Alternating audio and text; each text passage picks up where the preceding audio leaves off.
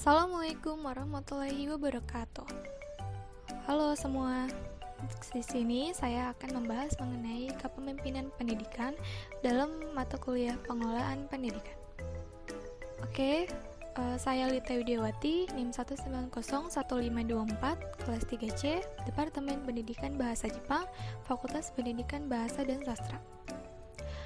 Sebelum kita mulai membahas, ada ruang lingkup yang harus kita perhatikan terlebih dahulu. Yang pertama, ada fungsi pemimpin pendidikan. Yang kedua, tipe-tipe kepemimpinan pendidikan. Lalu syarat-syarat pemimpin pendidikan, keterampilan yang harus dimiliki pemimpin. Lalu pendekatan tentang teori munculnya pemimpin, pendekatan dalam mempelajari kepemimpinan pendidikan. Lalu siapakah yang disebut pemimpin pendidikan? Dan terakhir, model-model kepemimpinan dalam pendidikan. Nah, apa sih kepemimpinan itu? Secara umum, kepemimpinan berarti kemampuan dan kesiapan yang dimiliki oleh seseorang untuk dapat mempengaruhi, mendorong, mengajak, menuntun, menggerakkan, mengarahkan, dan kalau perlu, memaksa orang atau kelompok agar menerima pengaruh tersebut dan selanjutnya berbuat sesuatu yang dapat membuat tercapainya suatu tujuan tertentu yang telah ditetapkan. Kepemimpinan itu ialah suatu sifat yang harus dimiliki oleh seorang pemimpin. Jadi dalam pemimpin pendidikan harus dipastikan ia memiliki sifat kepemimpinan yang memang mencerminkan seorang pemimpin. Lalu kita akan membahas mengenai fungsi pemimpin pendidikan. Ada 5 fungsi. Yang pertama, terciptanya suasana persaudaraan, kerjasama, dan dengan penuh rasa kebebasan. Seorang pemimpin harus membebaskan anggotanya untuk melakukan sesuatu demi tercapainya suatu tujuan. Yang kedua, memberi rangsangan dan bantuan kepada kelompok dalam menetapkan dan menjelaskan tujuan. Seorang pemimpin pun harus membantu dan mendorong para anggota agar mereka melakukan tugasnya dengan baik. 3. Membantu kelompok menetapkan prosedur kerja. 4. Mengambil keputusan bersama dengan kelompok dan melatih kelompok. 5. Mengembangkan dan mempertahankan eksistensi organisasi. Jadi dapat disimpulkan dalam kelima fungsi pemimpin pendidikan ini dapat dipastikan seorang pemimpin memiliki andil yang besar dalam suatu organisasi. Lalu yang kedua ada tipe-tipe kepemimpinan pendidikan. Di sini ada 4. Yang pertama tipe otoriter atau authoritarian. Tipe otoriter atau authoritarian ini bertindak seperti diktator terhadap anggota-anggota kelompoknya. Dan karena sifatnya ini dapat mudah menimbulkan sifat apatis anggota kelompok. Jadi karena kalau seseorang yang bertindak sebagai diktator ini pasti memiliki dominasi yang berlebihan dan jadinya gampang banget buat para anggota untuk melakukan gerakan apatis. Yang kedua ada tipe laissez-faire. Tipe ini seorang pemimpin itu tidak memberikan kontrol dan koreksi terhadap pekerjaan bawahannya. Mungkin seperti kebalikan dari tipe otoriter. Namun pemimpin sendiri seperti melepaskan tanggung jawabnya kepada para anggota. Dan pemimpin ini sama sekali tidak memberikan kontrol dan koreksi terhadap pekerjaan bawahannya. Jadi sehingga struktur organisasinya itu tidak jelas dan kabur. Segala kegiatannya dilakukan tanpa rencana dan tanpa pengawasan dari pimpinan. Lalu yang ketiga ada tipe demokratis. Tipe demokratis ini pemimpin yang berada di tengah-tengah anggota kelompok. Pemimpin ini berusaha menstimulasi anggota-anggotanya agar bekerja secara produktif untuk mencapai tujuan bersama. Pemimpin ini tuh berusaha memposisikan dirinya di tengah-tengah kelompok sehingga pemimpin ini dapat mengerti bagaimana pendapat dari anggota. Lalu ada tipe pseudo-demokratis. Nah, tipe ini seorang pemimpin tuh hanya tampaknya saja bersikap demokratis, padahal sebenarnya bersikap autokratis. Jadi, misalnya jika ia mempunyai ide-ide, pikiran, konsep-konsep yang ingin diterapkan di lembaga yang dipimpinnya, maka hal tersebut didiskusikan dan dimusyawarahkan dengan bawahannya. Tetapi situasi itu sudah diatur dan diciptakan sedemikian rupa sehingga pada akhirnya bawahan didesak agar menerima ide atau pikiran tersebut sebagai keputusan bersama. Kemudian ada syarat-syarat pemimpin pendidikan. Yang pertama, yang pasti seorang pemimpin harus memiliki sikap rendah hati dan sederhana.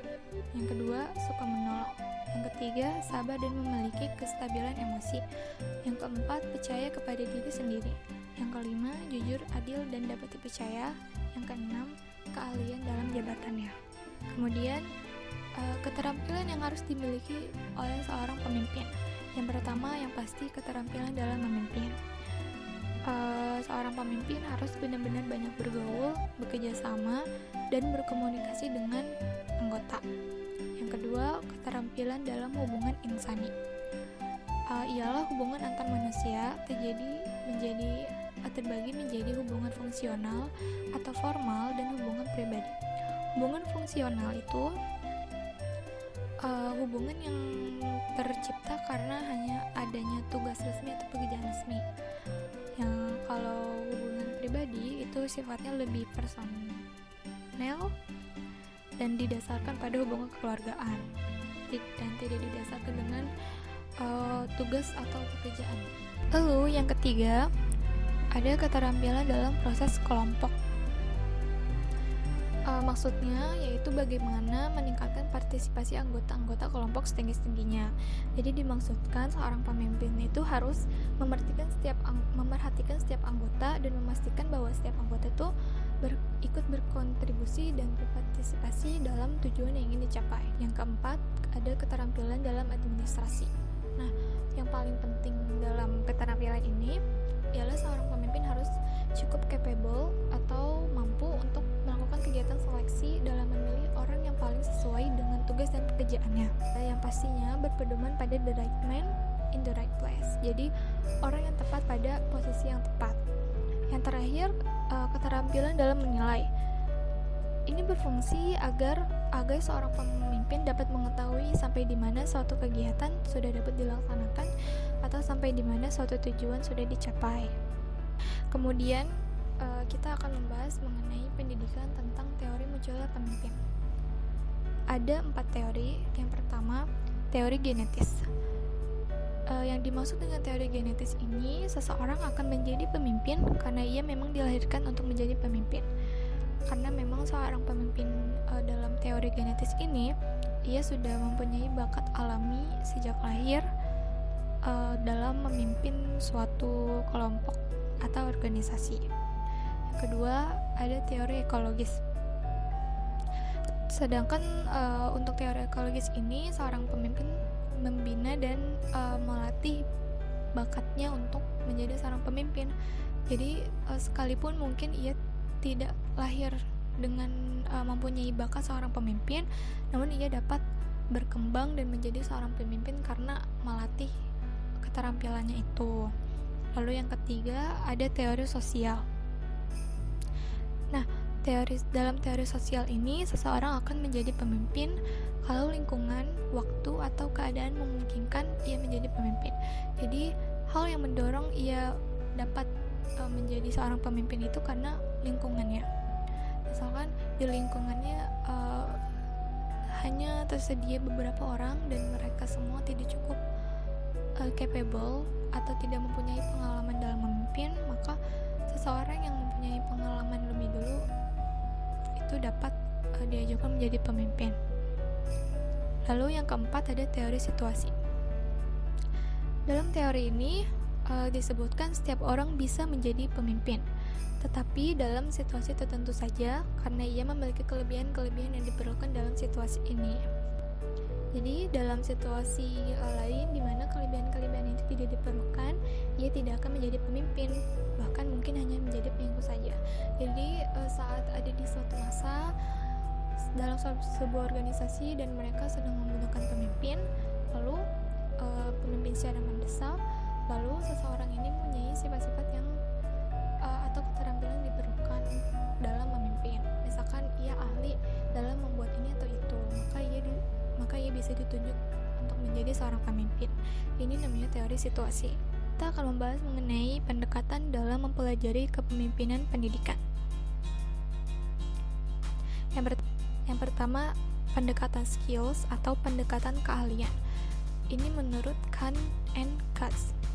Pertama ada human relation skill, yaitu kemampuan berhubungan dengan bawahan. Bagaimana seorang pemimpin dapat berkomunikasi dengan bawahan, itu juga merupakan sebuah pendekatan yang harus dipelajari oleh seorang pemimpin. Yang kedua, technical skill atau kemampuan menerapkan ilmunya ke dalam pelaksanaan. Bagaimana keahlian seorang pemimpin dalam menerapkan keterampilan dan ilmu-ilmunya ke dalam organisasi. Jadi misalnya dalam rangka mendayagunakan atau memanfaatkan sumber-sumber daya yang ada. Lalu ia juga harus mampu melaksanakan tindakan yang bersifat operasional, lalu memikirkan pemecahan masalah-masalah yang praktis. Itu yang harus dilakukan oleh seorang pemimpin. Yang ketiga ada conceptual skill. Pendekatan ini ialah kemampuan di dalam melihat sesuatu secara keseluruhan yang kemudian dapat merumuskannya. Jadi seorang pemimpin yang baik adalah pemimpin yang tidak melaksanakan sendiri tindakan-tindakan yang bersifat operasional, namun lebih banyak merumuskan konsep-konsep. Keterampilan ini juga disebut dengan managerial skill. Berikut adalah bagan mengenai ranah keterampilan pemimpin menurut Kahn and Katz. Di posisi sebelah kiri ada top manager, ada middle level manager, ada first supervisor, lower manager. HS di sini berarti human relation skill, CS di sini berarti conceptual skill, dan TS berarti technical skill. Jadi semakin tinggi jabatan seseorang, yaitu top manager, maka yang ia perlukan hanya conceptual skill atau merumuskan konsep-konsep, dan akhirnya akan dilakukan oleh technical skill atau first supervisor atau lower manager untuk pengaplikasian konsep-konsep tersebut. Sedangkan middle level manager bertugas untuk menghubungkan antara top manager dan lower manager. Yang kedua, ada pendekatan sifat atau traits approach. Yang dimaksud dengan pendekatan sifat ini berarti dengan kondisi fisik dan karakteristik pribadi adalah hal yang penting bagi kesuksesan pemimpin. Jadi seorang pemimpin dapat dinilai dari pendekatan sifat, yaitu penilaian fisik dan karakteristiknya. Pertama pasti kondisi fisiknya. Seorang pemimpin seringkali diharuskan memiliki energi yang lebih, lalu berbadan tegap dan kuat. Lalu yang kedua adalah latar belakang sosialnya. Seorang pemimpin harus dipilih seseorang yang memiliki pendidikan dan wawasan yang luas. Yang ketiga, kepribadian. Kepribadian seorang pemimpin haruslah yang dapat beradaptasi atau adaptif, lalu agresif, lalu emosinya stabil, populer, dan kooperatif. Kemudian yang ketiga ada pendekatan keperilakuan atau behavioral approach. Dalam pendekatan keperilakuan ini, kepemimpinan dapat dipelajari dari pola tingkah lakunya, bukan sifat-sifatnya, dan menitik beratkan kepada dua aspek, yaitu fungsi kepemimpinan dan gaya kepemimpinan. Gaya kepemimpinan tersendiri terbagi menjadi dua. Ada yang berorientasi pada tugas atau task oriented. Yang kedua ada berorientasi kepada hubungan dan bawahannya atau employee oriented. Gaya sendiri itu adalah suatu cara berperilaku yang khas dari seseorang pemimpin terhadap para anggota kelompoknya. Pendekatan keperilakuan ini juga terbagi menjadi dua. Yang pertama ada dari studi kepemimpinan Ohio State University. Jadi, studi kepemimpinan ini dilakukan di Ohio State University oleh Hemphill dan Coons. Kemudian dituliskan oleh Halpin dan Wiener. Kepemimpinan ini terdiri atas 2 dimensi perilaku pemimpin, yaitu pertama, struktur tugas atau initiating structure. Yang dimaksud dengan struktur tugas ini ialah cara pemimpin melukiskan hubungannya dengan bawahan dalam usaha menetapkan pola organisasi, saluran komunikasi, dan metode yang dipakai dalam organisasi. Mungkin hampir mirip ya dengan gaya kepemimpinan sebelumnya. Ada yang text oriented, ada yang employee oriented. Text oriented ini mengacu pada struktur tugas. Lalu yang kedua ada tenggang rasa, ini mengacu kepada employee oriented. Nah, tenggang rasa atau consideration ini ialah perilaku yang berhubungan dengan persahabatan, saling mempercayai, saling menghargai, kehangatan, perhatian, dan keakraban hubungan antara pemimpin dengan para anggota kelompoknya. Lalu dapat disimpulkan kombinasi perilaku seorang pemimpin. Di kotak bagian atas sebelah kiri ada low structure and high consideration. Ini berarti bahwa seorang pemimpin tersebut memiliki struktur tugas yang lemah, namun ia tinggi dalam human relation atau hubungan kepada bawahannya. Yang di kotak sebelah kanan itu ada high structure, dan high consideration. Lalu di bawah ada high structure and low consideration. Sebelah kiri ada low structure and low consideration. Jadi kotak-kotak di sini dimaksudkan dalam seorang pemimpin pastinya memiliki tingkat struktur dan consideration yang berbeda-beda. Lalu yang kedua ada teori kepemimpinan managerial grade. Teori ini dikemukakan oleh Robert K. Blake dan Jane S. Moulton. Lalu mereka membedakan 2 dimensi dalam kepemimpinan. Yang pertama concern for people, yang kedua concern for production. Kalau concern for people, mereka hanya berorientasi pada faktor hubungan individu saja. Lalu kalau production, mereka berorientasi pada tugas saja. Kombinasi perilaku seorang pemimpin terbagi menjadi 5. Yang pertama ada country club, didasarkan pada hubungan informal antara individu, keramah tamahan, dan kegembiraan. Yang kedua ada tim, didasarkan kepercayaan dan penghargaan sesama anggota kelompok. Yang ketiga ada improvisation, yaitu menggunakan usaha paling sedikit untuk menyelesaikan tugas tertentu. Lalu ada task, memandang efisiensi kerja sebagai faktor utama keberhasilan organisasi. Lalu yang kelima ada middle road, yaitu keseimbangan yang optimal antara tugas dan hubungan manusiawi. Bisa dilihat di dalam gambar di sebelah kiri itu menunjukkan concern for people, yang di bawah juga concern for production. Concern for people ini berarti mereka mengutamakan hubungan antara anggota atau human relation. Lalu yang bawah, angka yang bawah menunjukkan concern for production, artinya mereka hanya berfokus kepada teks atau tugas. Ini juga ditunjukkan semakin tinggi ya, berarti concern for people-nya semakin tinggi juga. Kalau di bawah semakin ke kanan dia, berarti concern for production-nya juga semakin tinggi.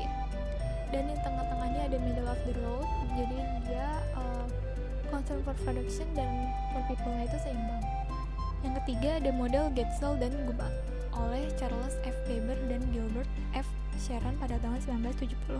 Nah, dalam model Getzel dan Guba ini dimensi kepemimpinan dibagi menjadi 2. Ada dimensi sosiologis, ada dimensi psikologi. Dimensi sosiologis ini itu bergaya normatif atau disebut juga dengan dimensi nomotetis, dan usahanya itu untuk memenuhi tuntunan organisasi.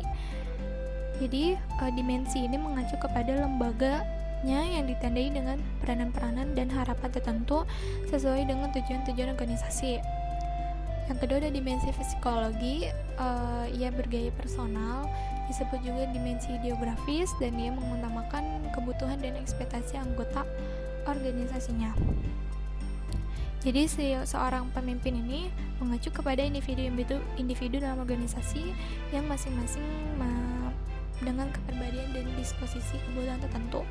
Yang ketiga, kita bahas mengenai pendekatan kontingensi atau situasi. Terbagi menjadi 2 model. Yang pertama, model kepemimpinan kontingensi oleh Fred E. Fiedler, dan ia beranggapan bahwa tidak ada seorang pemimpin yang dapat berhasil hanya dengan menerapkan satu macam gaya untuk semua situasi. Lalu ia juga bilang efektif tidaknya pemimpin bergantung pada hal berikut.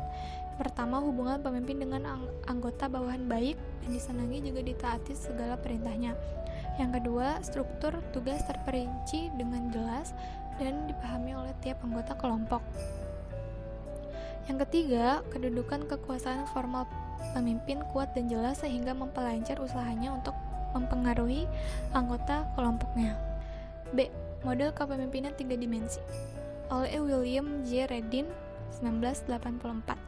Model ini dinamakan juga tridimensional model karena dalam pendekatannya menghubungkan 3 kelompok gaya kepemimpinan, yaitu gaya dasar, gaya efektif, dan gaya tidak efektif, yang ketiganya merupakan satu kesatuan. Nah, ini yang dimaksud dengan skema 3 dimensi kepemimpinan Redin. Bisa dilihat, gaya tidak efektif terdiri dari misionari, autokrat, lari dari tugas, pecinta kompromi. Lalu gaya dasar terdiri dari berhubungan dengan sesama anggota, lalu terpadu, terpisah, dan pengabdian. Lalu gaya efektif, ia pecinta pengembangan, eksekutif, birokrat, dan autokratis yang baik. Lalu ada kepemimpinan situasional oleh Paul Hersey dan Kenneth H. Blanchard, merupakan teori perkembangan dari teori kepemimpinan dan hasil baru dari model keefektifannya pemimpin 3 dimensi. Pemimpin yang efektif tergantung pada taraf kematangan pengikut dan kemampuan pemimpin untuk menyesuaikan orientasinya, baik orientasi tugas ataupun hubungan antar manusia. Makin matang si pengikut, pemimpin harus mengurangi tingkat struktur tugas dan menambah orientasi hubungannya. Lalu dalam teori kepemimpinan situasional ini terdiri atas 4 gaya kepemimpinan. Yang pertama, tele. Seorang pemimpin harus berperilaku pemimpin dengan tugas tinggi dan hubungannya rendah. Lalu salih, perilaku dengan tugas tinggi dan hubungan tinggi. Participation, perilaku hubungan tinggi dan tugas rendah. Delegating, perilaku hubungan dan tugas rendah. Lalu yang ketujuh, siapakah yang disebut pemimpin pendidikan? Yang disebut pemimpin pendidikan ialah guru, wali kelas, kepala sekolah, pengawas kepala kantor bidang pendidikan pada semua tingkatan, semua tenaga edukatif pada kantor dinas, kepala direktorat dalam lingkungan direktorat jenderal pendidikan, lalu ketua jurusan, dekan, rektor dan pembantu-pembantunya pada sekolah tinggi, akademi, institut, dan universitas, lalu ahli-ahli ilmu pendidikan, dan masih banyak lagi, yang semuanya merupakan pemimpin-pemimpin pendidikan berdasarkan kelompoknya masing-masing. Nah, pada pokoknya setiap orang memiliki kelebihan dalam kemampuan dan pribadinya, dan dengan kelebihannya itu dapat mempengaruhi, mengajak, membimbing, mendorong, menggerakkan, dan mengkoordinasikan staf pendidikan lainnya ke arah peningkatan atau perbaikan mutu pendidikan dan pengajaran. Maka ia telah melaksanakan fungsi kepemimpinan pendidikan, dan ia tergolong sebagai pemimpin pendidikan. Lalu yang terakhir ada model-model kepemimpinan dalam pendidikan. Pertama, kepemimpinan visioner.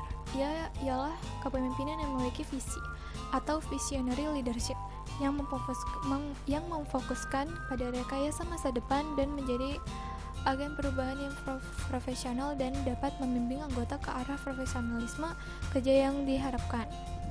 Jadi seorang pemimpin dalam kepemimpinan visioner ini sangat amat memperhatikan masa depan. Yang kedua, kepemimpinan transformasional ialah kepemimpinan yang memiliki visi ke depan dan mampu menciptakan perubahan mendasar dan dilandasi nilai-nilai agama, sistem, dan budaya untuk menciptakan inovasi dan kreativitas pengikutnya dalam rangka mencapai visi yang telah ditetapkan, dan mampu meningkatkan motivasi dan komitmen bawahan terhadap kelompok tanpa menghiraukan akibat negatifnya. Seperti apa sih contoh kepemimpinan transformasional? Tokohnya itu seperti Adolf Hitler dan Joseph Stalin. Jadi mereka sendiri tidak memperhatikan apa yang dilakukannya itu apakah berefek menguntungkan atau tidak kepada anggotanya. Jadi mereka hanya berorientasi pada tugas, tidak memperhatikan hubungan dengan para anggotanya. Nah, kesimpulannya, seorang pemimpin pendidikan haruslah orang yang memiliki kapabilitas seorang pemimpin, baik secara bakat maupun karena dukungan lingkungan. Ia harus bisa menyeimbangkan pentingnya tugas, juga kondisi anggota, juga harus memiliki visi dan misi yang merefleksikan rencana masa depan. Baik, sekian dari saya. Terima kasih. Ini merupakan daftar pusakanya. Sampai jumpa lagi.